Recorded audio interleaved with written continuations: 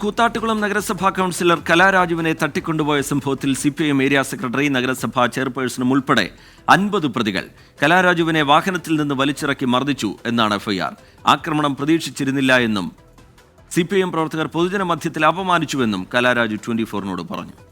നമ്മൾ ഒരുപാട് ഇത്രയും പ്രതീക്ഷിച്ചിരുന്നില്ല, ഇത്രയും ഒരു ആക്രമണം പ്രതീക്ഷിച്ചിരുന്നില്ല. വണ്ടിയിലേക്ക് ഉന്തിക്കയറ്റി, പിന്നെ ഒരു ഡിവൈഎഫ്ഐയുടെ സഖാവ് വണ്ടിയിലേക്ക് ഉന്തിക്കയറ്റി കാല് ഡോറിൻ്റെ ഇടയിൽ വെച്ച് അവരെ അടച്ചപ്പോൾ ഞാൻ പറഞ്ഞു എൻ്റെ കാല് എന്നെ ഡോർ. അപ്പോൾ പറഞ്ഞു കാലവിടെ ചെന്നിട്ട് വെട്ടിത്തരാടി എന്ന് പറഞ്ഞു എന്നോട്.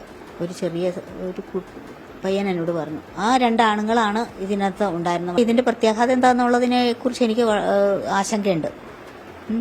നമ്മൾ പരാതി ആയിട്ട് മുന്നോട്ട് പോകാൻ തന്നെയാണ് ഞാൻ തീരുമാനിച്ചിരിക്കുന്നത്. നമ്മൾ 25 വർഷം പാർട്ടിയുടെ കൂടെ നിന്നിട്ട് ഒരു സുപ്രഭാതത്തിൽ നമ്മളെ ഈ ഒരു ഇത്രയും ശാരീരികമായും പൊതുജന മധ്യത്തിൽ ഇത്രയും ഹരാസ് ചെയ്തപ്പോൾ നമുക്കതിനെക്കുറിച്ചൊന്ന് ആലോചിക്കേണ്ടിയിരിക്കുന്നു. നഗരസഭാ കൗൺസിലർ കലാരാജുവിന് നേരെ ഒരു തരത്തിലുള്ള കയ്യേറ്റവും ഉണ്ടായിട്ടില്ല എന്ന് നഗരസഭാ വൈസ് ചെയർമാൻ സണ്ണി കുര്യാക്കോസ് 24-നോട് പറഞ്ഞു. ഞങ്ങൾ ഇന്നലെ നടന്ന അവിശ്വാസ പ്രമേയ ചർച്ചയിൽ നിന്ന് വിട്ടുനിൽക്കാനാണ് ഇടതുപക്ഷ ജനാധിപത്യ മുന്നണി തീരുമാനിച്ചിട്ടുള്ളത്. സഖാവ് കലാരാജു CPIM-ൻ്റെ അരിവാൾ ചുറ്റിയ നക്ഷത്രത്തിൽ മത്സരിച്ച് ജയിച്ച ഒരു കൗൺസിലറാണ്. അവർ CPM-നോടൊപ്പമാണ് അവർ നിൽക്കുന്നത്. അവരെ തട്ടിക്കൊണ്ടു പോകേണ്ട യാതൊരു ആവശ്യവും ഞങ്ങൾക്കില്ല. കാരണം ഞങ്ങൾ അവിടെ എല്ലാവരും കൂടെ വന്നു നിന്നത് ഞങ്ങളെല്ലാവരും കൗൺസിലർമാരോടും ഞങ്ങൾ ഇന്നലെ ഈ അവിശ്വാസ പ്രമേയം നടക്കുന്നതിന് കുറച്ച് മുമ്പാണ് വിട്ടു നിൽക്കാൻ ഞങ്ങളുടെ പാർട്ടി LDF തീരുമാനിക്കുന്നത്. ആ വിവരം അവരോടും കൂടി പറയാൻ വേണ്ടി ഞങ്ങളവിടെ നിന്നു. ശരി, നമ്മൾ വിട്ടു നിൽക്കുന്നു, നമുക്ക് എല്ലാവർക്കും കൂടി പാർട്ടി ഓഫീസിലേക്ക് വന്നു പറഞ്ഞു. കുറച്ച് പേര് ചെയർപേഴ്സൻ്റെ വണ്ടിയിൽ കയറി ഞങ്ങളൊക്കെ നടന്നും കൂടി പോന്നു. ഇവിടെ വന്നു, അല്ലാതെ അവരെ ആരും തട്ടിക്കൊണ്ടും പോയിട്ടില്ല, മറ്റൊരു ഉപദ്രവവും നടത്തിയിട്ടില്ല. അതിൻ്റെ കാര്യം എന്താണെന്ന് അവർക്ക് മാത്രമേ അറിയാവുള്ളൂ, ഞങ്ങൾക്കറിയില്ല. അത് എന്തുകൊണ്ട് അവരങ്ങനെ പറയുന്നു എന്നുള്ളതിനെ സംബന്ധിച്ച് നമുക്കറിയില്ല. ആ കാര്യങ്ങളെ സംബന്ധിച്ചെല്ലാം നാളെ പാർട്ടിയുടെ ഔദ്യോഗികമായിട്ടുള്ള അല്ലെങ്കിൽ മുന്നണിയുടെ ഔദ്യോഗികമായിട്ടുള്ള വാർത്താ സമ്മേളനമുണ്ട്, അതിനകത്ത് പറയും. പരമായ നടപടികളെ പാർട്ടി നേരിടും. ശ്രീകാന്ത് ചേരുന്നുണ്ട് വിവരങ്ങളുമായി കൂത്താട്ടുകുളത്ത് നിന്ന്. ശ്രീകാന്ത്, ഈ CPIM നേതാക്കൾക്കെതിരെ ഇപ്പോൾ പോലീസ് കേസെടുത്തിട്ടുണ്ട്.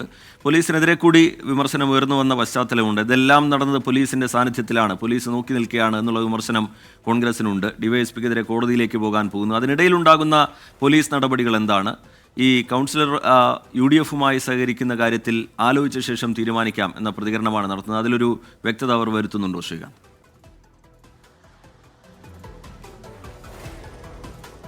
റീജിത്ത്, കൗൺസിലർ UDF-മായി തന്നെയാണ് സഹകരിക്കുന്നത്. ഇന്നലെ അവിശ്വാസ പ്രമേയം നടന്നിരുന്നുവെങ്കിൽ അത് UDF-നൊപ്പം കലാരാജു നിന്നേനെ, UDF വോട്ടും ചെയ്തേനെ. അക്കാര്യത്തിൽ ഇനിയൊരു തർക്കമോ ഇനിയൊരു സംശയമോ വേണ്ട. അവരുടെ തുടർന്നുള്ള നടപടികളും UDF-നൊപ്പം തന്നെയായിരിക്കും ഉണ്ടാവുക എന്നുള്ള കാര്യത്തിൽ ഏറെക്കുറെ ഉറപ്പ് വന്നിട്ടുണ്ട്. ഇപ്പോൾ FIR രജിസ്റ്റർ ചെയ്തിട്ടുണ്ട് ഈ നേതാക്കൾക്കെതിരെ. CPIM-ൻ്റെ area secretary, local committee secretary, ഇവിടുത്തെ നഗരസഭാ ചെയർമാൻ, വൈസ് ചെയർമാൻ അടക്കം 50 പേർക്കെതിരെയാണ് ഈ കേസ് രജിസ്റ്റർ ചെയ്തിട്ടുള്ളത്. കാറിൽ നിന്നും വലിച്ചിറക്കി മർദ്ദിച്ച് തട്ടിക്കൊണ്ടുപോയി എന്നുള്ളതാണ് കേസ്.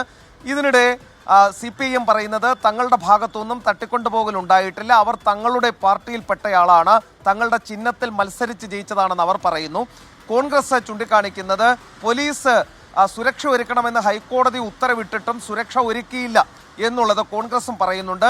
കോടതിയിലേക്ക് നീങ്ങും, വീണ്ടും അവിശ്വാസ പ്രമേയം ചർച്ചയ്ക്കെടുക്കാൻ ആവശ്യപ്പെടും എന്നുള്ളതാണ് നിലവിലിപ്പോൾ അവർ ചൂണ്ടിക്കാണിക്കുന്നത്. ഇതിനിടെ പോലീസിന്റെ ഭാഗത്തു നിന്നൊരു നടപടി ഉണ്ടായത്, മൂവാറ്റുപുഴ DYSPക്കെതിരെ അന്വേഷണത്തിന് ഉത്തരവിട്ടിട്ടുണ്ട് റൂറൽ SP. അദ്ദേഹത്തെ ഈ കേസിന്റെ അന്വേഷണ ചുമതലയിൽ നിന്നും മാറ്റി പകരം അഡീഷണൽ SPക്ക് ചുമതലയും നൽകിയിട്ടുണ്ട്. ഇനി കലാരാജുവിന്റെ രഹസ്യമൊഴി രേഖപ്പെടുത്തണം, തുടർ നടപടികളുമായി മുന്നോട്ട് പോകണം. കേസ് ഒരു വശത്ത് നടക്കും, അതോടൊപ്പം തന്നെ ഈ അവിശ്വാസ പ്രമേയം വീണ്ടും കൊണ്ടുവരുന്നതിനുള്ള നീക്കങ്ങൾ മറുവശത്തും ഉണ്ടാകും. ശരിയാ ശ്രീകാന്ത് കൂത്താട്ടുകുളത്ത് നിന്ന് വിവരങ്ങൾ നൽകുകയായിരുന്നു.